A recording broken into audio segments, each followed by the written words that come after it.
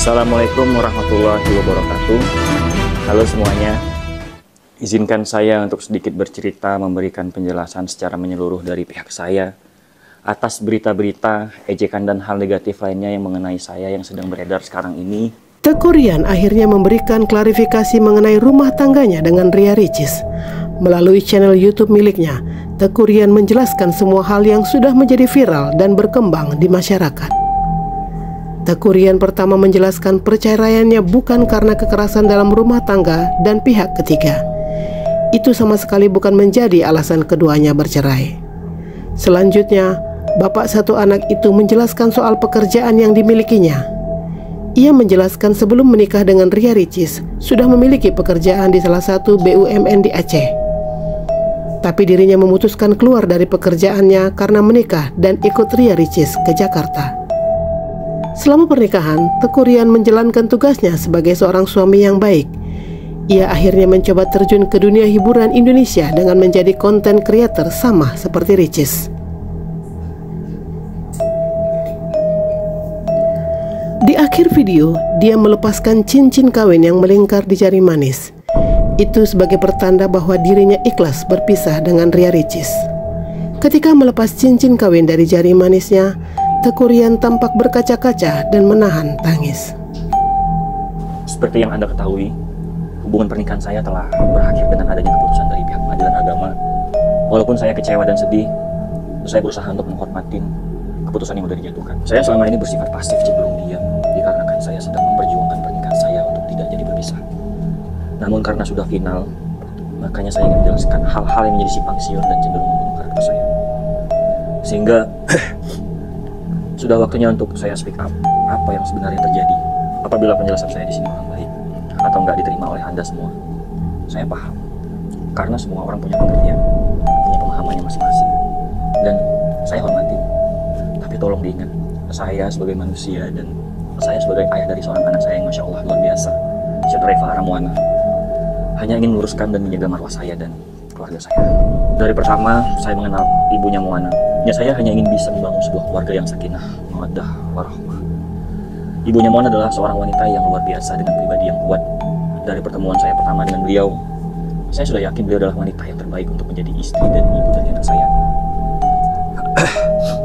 Namun dalam menjalani rumah tangga, tentunya ada saat-saat up and downs yang gak pernah saya sangka dapat berujung ke perpisahan. Apalagi dengan alasan-alasan yang menurut saya kecil untuk menjadi penyebab perpisahan saya, dan dijadikan gugatan tertulis dari ibunya anak saya, dimana sebelumnya saya yakin permasalahan rumah tangga saya pasti bisa diselesaikan dengan baik. Sebelum saya jelaskan lebih lanjut, saya ingin tekankan, klarifikasi ini nggak ditujukan untuk menjatuhkan atau menyinggol ibunya dari anak saya, tapi saya untuk menjelaskan apa yang saya rasakan, dan saya menolak segala fitnah yang ditujukan kepada saya dan keluarga saya. Pertama-tama saya berpisah bukan karena adanya pihak ketiga dan bukan karena KDRT. Boleh dicek di surat keputusan pengadilan yang sudah ramai tersebar di media sosial. Walaupun entah bagaimana surat itu bisa ada di tangan-tangan orang yang tidak bertanggung jawab dan menyingkat surat tersebut ke poin-poin yang memberatkan saya, yang merusak reputasi saya. Saya selama ini berikhtiar dengan cara diam-diam dan tawadu agar saya bisa tetap menjadi suami dari ibunya anak saya. Saya menjaga marwah keluarga kecil saya demi kepentingan bersama. Walaupun pada akhirnya kami tetap berpisah. Itulah kenapa saya nggak pernah tampil secara gamblang membahas kondisi kami di media apapun, atau membuat konten yang bersifat menyinggung, menyindir mengenai kondisi kami. Karena saya kemarin itu masih berharap perpisahan ini nggak benar-benar terjadi. Ada poin-poin yang memberatkan atau membunuh karakter saya yang ingin saya luruskan sebelum semakin liar dan menjadi-jadi. Poin pertama yang saya mau jelaskan adalah saya bekerja, bukan pria yang maaf katanya kasar banget, mau kondo seperti yang disebutkan oleh para buzzer dengan akun-akun bodong yang menyerang semua sosial media saya, keluarga, manajemen, dan orang-orang terdekat saya. Saya pertama kali bertemu dengan ibunya anak saya dalam kondisi bekerja. Kemudian saya berhenti, pindah ke Jakarta dan untuk menikah dengan istri saya, dan langsung saya bekerja dalam ikatan pernikahan karena istri saya adalah seorang content creator. Semua hasil pekerjaan bareng kami, saya tidak pernah minta benefitnya, tapi saya serahkan untuk kebutuhan keluarga kecil saya. Berikutnya saya mau bahas perihal es kurma. Itu adalah saat kunjungan pertama kali orang tua saya ke Jakarta setelah kami menikah, dan mengundang mereka untuk acara pengajian 4 bulanan kehamilan anak pertama kami. Karena orang tua saya hanya berkunjung ketika kami undang. Kondisinya sedang saat sahur. Saya diberikan es kurma oleh istri saya, dan ibu saya yang seorang sarjana kesehatan masyarakat memberikan pertanyaan dengan lemah lembut. Sejak kapan Rin minum es? Bukannya Rin punya bandel. Tentu itu semua situasional. Istri saya lagi hamil muda, jadi mungkin lebih sensitif. Dan saya sebagai suami yang baru beberapa bulan, kurang sensitif menanggapi hal tersebut dan terkesan cuek. Karena tadi halnya itu yang saya pikir adalah hal biasa, cenderung masukkan seorang ibu yang biasa aja. Sebenarnya situasi ini sangat disayangkan. Dan sebenarnya juga saya sudah menegur ibu saya, tapi saya tetap memberitahukan istri saya, sehingga dia berpikir saya tidak pernah membelanya. Ibu saya pun menyadari kekeliruan dan langsung meminta maaf kepada saya dan istri saya. Walaupun maksudnya hanya sekedar bertanya dan semua sudah diluruskan dan dimaafkan oleh istri saya. Buktinya ada di salah satu konten YouTube istri saya. Yang kedua adalah mengenai yang orang tua saya bilang bekerja di bulan puasa. Perlu digarisbawahi, sebenarnya ini semua adalah kondisi situasional, dimana yang mungkin orang tua saya berpikir yang memang kita orang daerah, kerjaan saya itu lebih fleksibel, syuting dan konten YouTube itu bisa kapan aja. Mungkin ini dipikirkan oleh orang tua saya adalah itu, karena mungkin orang tua saya juga berpikir ini adalah momen dimana kita berkumpul semuanya di kunjungan pertama ini. Jadi mungkin hanya kesalahpahaman orang tua saya. Dan Ricis pun menjawab, kalau misalnya Rian kerja kita mau makan apa, itu memang jawaban yang wajar. Jadi menurut saya ini hanya kondisi aja yang tidak tepat. Setelah semua permasalahan beres dengan saling memaafkan, pada saat lebarannya saya dan istri saya pulang ke Langsa. Dan kita di sana pulang kampung dan saya memperkenalkan semua kepada istri saya. Dan alhamdulillah di sana semua lancar dan tidak ada masalah lagi. Selanjutnya adalah perihal body shaming yang saya pernah dibilang mengatakan istri saya ini terlalu kurus. Ini adalah bentuk perhatian saya sebagai seorang suami yang melihat kondisi istrinya yang mengalami penurunan berat badan secara drastis. Dalam keadaan bercanda saya sempat menyampaikan agar lebih berisi, saya lebih enak peluk, yaitu sekedar bercandaan suami istri. Dan itu sebenarnya nggak bermaksud. Ini adalah karena perihal saya tuh terhadap istri saya peduli terhadap istri saya. Memang saya melihat kondisi istri saya yang dia bekerja, dia sibuk ngurus ini ngurus itu. Ibunya Mona juga pernah mengomentari saya gitu, kayak maunya rambut saya tuh gayanya seperti ini, saya nggak boleh brewok karena dia tidak suka. Nah saya wajar dong kalau istri saya suka itu, ayo dong berisi dikit, jangan terlalu kurus, kayak nggak bahagia gitu. Wajar dong kalau saya juga mengomentari. Dan ini bukan sebuah ejekan atau body shaming gitu, itu nggak baik sama sekali. Dan pada akhirnya saya tidak menyangka ketika di akhir pernikahan istri saya menganggap itu sebuah hal negatif, sehingga dia sampai menginginkan maaf, melakukan implan untuk itu saya tidak terpikirkan seperti itu. Berikutnya saya mau membahas mengenai masalah nafkah batin. Soal masalah sensitif ini sebenarnya saya enggan membahas secara gamblang, tapi yang pasti saya menggali secara halal istri saya dengan sebaik-baiknya. Walaupun dinilai banyak kurangnya, perlu diketahui dalam melakukan proses ini tentu harus dengan bahagia dan hati yang tenang. Sedangkan saya selalu dalam keadaan tertekan. Dalam pernikahan ini banyak hal-hal kecil yang tidak mau saya ungkap, tapi ini harus dijelaskan kenapa saya merasa tertekan. Yang pertama, ibu saya pernah dibilang nyolong atau mencuri hampers semenjak acara Tidak Sinten Nuana. Ini semua terjadi karena kesalahpahaman aja. Kita memang hampers itu waktu itu adalah sebuah hampersan yang mungkin harus di storyin. Jadi dimana ketika manajemen udah dapet, alhamdulillah tamu undangan juga udah dapet hampers, bahkan keluarga Ricis mungkin udah dapet. Nah pihak manajemen mungkin bahkan adik sepupunya Ricis sendiri memberikan kepada keluarga saya, kepada asisten saya. Dan dia bilang ini udah bukan punya siapa-siapa lagi, jadi bawa aja. Nah ketika sampai di rumah, Ricis minta untuk mau di storyin, ternyata hampers itu udah gak ada lagi. Padahal hamper tersebut tuh ada di kamar tamu. Dan saya tidak pernah terpikir kenapa masalah hampers ini menjadi besar. Dan yang perlu digarisbawahi, saya sedih banget. Kenapa ibu saya bisa dibilang nyolong? Padahal sampai detik ini hampersnya nggak pernah saya kirim ke Aceh. Sampai kita selesai sewa rumah kembang dan pindah ke Kebagusan, hampers itu masih ada. Yang kedua mengenai cicilan rumah yang saya tidak pernah diajarin nyicil oleh orang tua saya. Saya diajarin menabung ya ketika ada uangnya beli. Saya stres menghadapi dua cicilan, yang satu rumah Gria Harmoni ini yang kita beli bersama, dan yang satu lagi saat ini rumah yang lagi direnovasi oleh ibunya Moana. Itu nilainya sangat besar per bulannya, sedangkan penghasilan saya pas-pasan. Saya tidak bisa mengkomunikasikan perasaan tertekan saya karena saya harus mengikuti kemauan istri. Itulah mengapa saya hilang gairah, karena batin saya tertekan dan cenderung tidak dihargai segala sesuatu yang sudah saya berikan. Berikutnya adalah pernyataan mengenai saya dikatakan meninggalkan rumah itu tidaklah benar. Saya tidak pernah meninggalkan rumah, tapi saya tidak diterima atau diusir ketika pindah dari rumah Kemang ke Kebagusan bulan Desember. Itu hanya miskomunikasi karena kita sudah pernah membicarakan pada saat masa sewa rumah Kemang habis.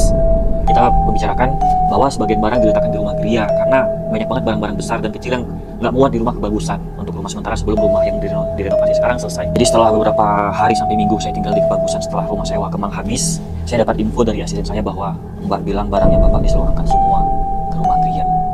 Nah di situ saya karena melalui orang lain yang menyampaikan, saya jadi malu banget, jadi saya langsung aja pindah. Nggak bisa menahan diri karena itu bukan dari mulut istri saya langsung yang ngomong seperti itu. Mungkin kalau itu dari istri saya langsung saya bisa, maaf ada debat sedikit untuk mempertahankan ya, saya tidak keluar dari rumah itu gitu. Jadi yang membuat saya langsung angkat kaki adalah ketika orang lain yang menyampaikan bahwa kemauan istri saya jangan tinggal di rumah Kebagusan itu. Dan asisten saya bilang itu sudah 3 kali disampaikan ke Mbak untuk mengangkat barang saya pindah ke Gria. Dan yang keempat kalinya baru asisten saya menyampaikan kepada saya kalau saya harus pindah di rumah Gria. Jadi saya tekankan sekali lagi, kalau saya meninggalkan rumah berbulan-bulan itu tidaklah benar. Pada kenyataannya adalah yang saya jelaskan tadi. Mengenai statement istri durhaka dan sombong, pertama-tama saya minta maaf sebesar-besarnya atas keluarnya kata-kata ini. Perlu diketahui ini hanya sekalinya saat pisah rumah dan kondisi saya sangat tidak stabil atau emosi karena segala akses untuk berkomunikasi ditutup. Padahal saya masih sebagai suami sahnya. Bagaimana saya bisa berkomunikasi kalau WA saya diblok, DM kadang tidak dibalas, tapi ketika istri saya DM saya langsung respon cepat. Terus kalau saya mau komunikasi sama istri harus melalui asisten, suster, bahkan harus ke manajernya dulu, nggak boleh langsung. Bahkan kalau pergi keluar kota dan keluar negeri, tidak izin langsung kepada suami. Inilah yang membuat saya kesal dan akhirnya mengeluarkan kata-kata yang di luar kendali saya, bahkan saya bilang. Untuk saya lagi, saya mohon maaf sebesar-besarnya. Dan yang terakhir, ini yang saya mau jelaskan, masalah uang 500 juta yang lagi ramai saat ini. Perlu saya tekankan, saya paling sensitif masalah uang, apalagi ini menjatuhkan marwah saya. Seperti halnya contoh masalah yang dibilang saya minta nafkah sama istri. Suami mana yang minta nafkah sama istri, dan berita itu adalah tidak benar. Makanya saya langsung mengklarifikasikan, karena ini masalah uang. Jadi penjelasan masalah uang 500 juta itu adalah pada saat acara 7 bulanan Moana hamilnya istri saya.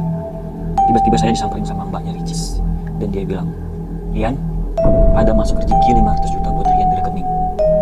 Dan saya kaget, uang apa kok tiba-tiba ada uang sebesar itu masuk ke rekening saya. Terus dia bilang, itu rezeki Rian. Itu ada brand yang masuk ke Rian cuma postingnya aja setiap hari atau berminggu berapa kali lah. Brandnya kalau maaf saya harus sebut karena ini memang harus jelas. Ini memang yang saya dengar dari kuping saya sendiri kalau saya tidak salah ya, karena itu sudah sangat lama. Brandnya Cindy Castle dan Easy Fit Slim yang memang harus saya promoin setiap hari dengan uang 500 juta itu. Jadi yang saya ketahui adalah uang itu adalah uang kerjaan saya. Pada umumnya saya tidak pernah tahu uang 500 juta itu adalah uang dari istri saya. Kalau saya tahu saya tidak bakal terima. Karena saya mau cerita sedikit, dulu saya pernah mau dibantu juga istri saya untuk balapan karena mobil saya ketabrak. Dia mau bantu untuk saya sewa mobil 50 juta, tapi saya tidak terima karena itu memang uang istri saya dan saya tidak mau pernah terima sekalipun selama pernikahan ini. Banyak yang bilang sebelum saya terima 500 juta itu saya tidak happy, saya mendiami istri saya. Sebenarnya saya sedang pada posisi tertekan. Saya bingung banget gimana caranya saya bisa mengcover acara sebesar itu, sedangkan keuangan saya pas-pasan. Dan bagaimana menurut saya tidak berubah drastis ketika saya mendengar saya mendapatkan pekerjaan dengan bayaran yang besar, dan demi Allah saya tidak tahu menahu sama sekali bahwa transferan tersebut berasal dari istri saya. Dan di samping itu karena sedang acara kumpul bersama keluarga besar, acara 7 bulanan anak saya, pastilah mood kita harus berubah menjadi lebih bahagia pastinya. Kebetulan saya mendapatkan kabar transferan itu tepat di hari 7 bulanan anak saya. Jadi saya tidak terima pernyataan bahwa saya dibayar 500 juta untuk berubah sikap kepada istri saya.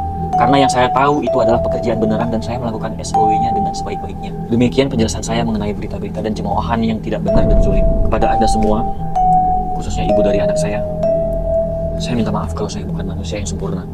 Masih banyak kekurangan yang harus saya perbaiki. Tolong izinkan saya untuk bisa hidup dan bekerja dengan baik, sehingga saya bisa memenuhi kewajiban saya untuk menafkahi anak saya Moana. Kepada Bu Icis, sekali lagi saya ucapkan terima kasih untuk selama ini. Terima kasih sudah menghadirkan Moana dalam hidup saya. Insya Allah saya akan memenuhi amanah sebaik-baiknya untuk menjadi ayah terbaik untuk Moana. Bu Icis, dengan ini saya juga melepaskan cincin pernikahan kita dari jari saya.